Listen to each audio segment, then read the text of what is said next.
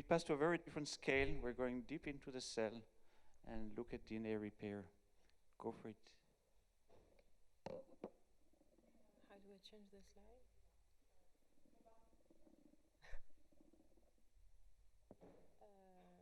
Yeah, I need something to change the slides.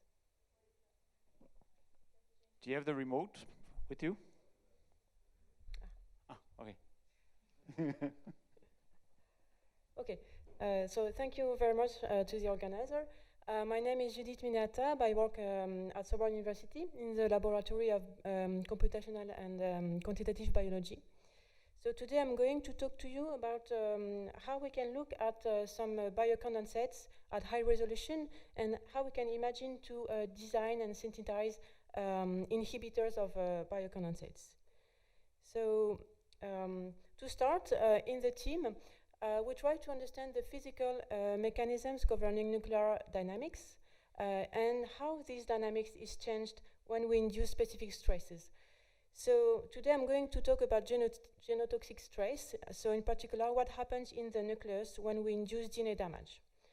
So as you know, we have many damages in the cell. For example, in a human cell we have up to 50 double strand breaks per cell per day, and they need to be repaired, otherwise it can be mutagenic or lethal. And this is a simplified view of the different mechanisms to repair breaks. So I'm not going to go through each of them, but as you can see, you have the break, and then you have different repair proteins that are going to be loaded at the damaged sites. But what is important to know is that, in fact, in a living cells, it doesn't really look like this. It really looks like here in this movie. So repair proteins exist, and they are diffusing in the nucleus. And when there is a break, they form what we call a focus or a biocondensates, colocalizing with DNA damage. And the first time it has been seen, it was about 20 years ago in budding yeast. And today in the lab, we do approximately the same thing, but in human cells. And what we try to do is to look in real time at how here a repair proteins, is PARP1, is recruited when we induce DNA damage using laser irradiation. So you can see the recruitment of PARP1. This is the first protein loaded. And then it will form PARP chains on the damaged DNA, and it will help the recruitment of further repair proteins. Okay. So these repair proteins are known, some of them at least, are known to form liquid condensates. So here is an example of first proteins and then 53 BP1 proteins. Okay. So why is it important to understand this? In fact, these biocondensates have different models. It could be just the binding of repair proteins to the chromatin, which is a simple binding model. But in that case, there is no specific phase separation. It could be a more sophisticated model where proteins also interact together, and it can create bridges between distant loci and chromatin. And this would be a polymer phase separation. And lastly, it could be a droplet model or liquid phase separation model in which proteins self-organize together around chromatin and form this what is called liquid phase separation. So this liquid phase separation exists a lot in nature, here in oil and water, for example, but also inside cells. We can look at them by microscopy.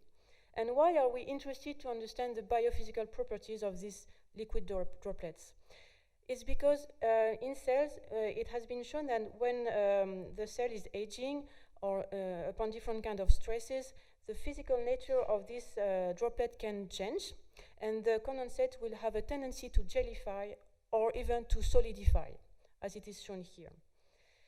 So this is a funny also image of from this review by RIPE of polymer phase separation in a cat. But more seriously, we need to understand the biophysical properties of these condensates. But for that, it's not so easy because they are small by microscopy. So we need very specific criteria.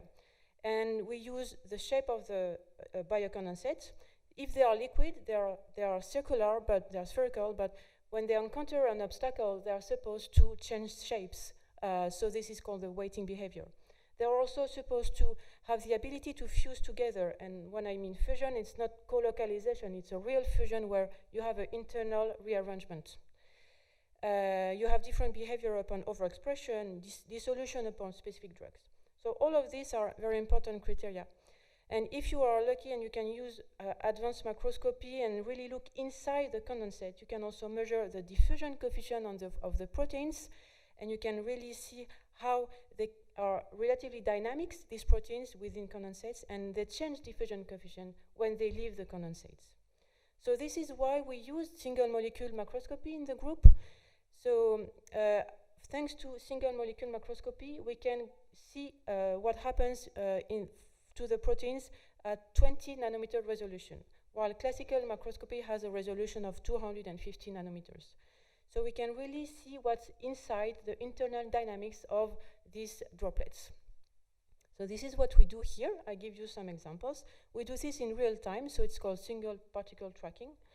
So you can see that in some Reaper proteins in yeast, but you can also see in human cells some histones, which are less mobile, and some PARP1 proteins, the first Reaper proteins, which are super mobile. And using these, we can recover the type of motion, their diffusion coefficient, residence time, and chromatin, but up to the physical nature of these condensates. So at the moment, we are around here in the project, we test the diffusion coefficient, the physical nature of Reaper proteins in human cells, and we can do this in the absence or in the presence of inhibitors already known in the market and used for cancer therapy. So here, for example, is PARP inhibitors. So you can see here a diffusion map of PARP1 without or with PARP1 inhibitors. And we can also do this in the presence of DNA damage in the cells. So this is supposed to mimic the action of another cancer drug, for example, cisplatin or something else which will induce DNA damage in the cell. Okay, so this is a way to really understand the molecular behavior of Reaper proteins in living cells and how inhibitors can really change their molecular behavior. And now the next step is to try to design and synthesize new inhibitors of these Reaper proteins. So for that, the ongoing project is to continue to use this single particle macroscopy approach, but also to combine it with computational biology. So we will predict which sites, which sequence we can target in the Reaper proteins to affect it and to prevent it to form these biocondensates. We can also engineer these biocondensates in vitro, and we have a collaboration with a chemist at Sorbonne University, which is using dynamic combinatorial chemistry to design and synthesize many new inhibitors.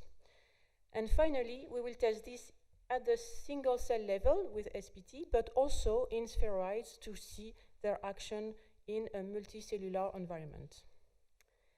Thank you very much. So this is the team and our collaborators, and this is where we are in Paris. These are a sample of the macroscopy picture that we do.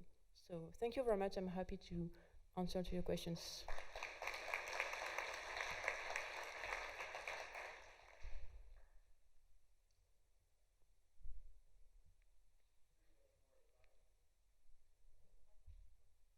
I can hear you, it's fine.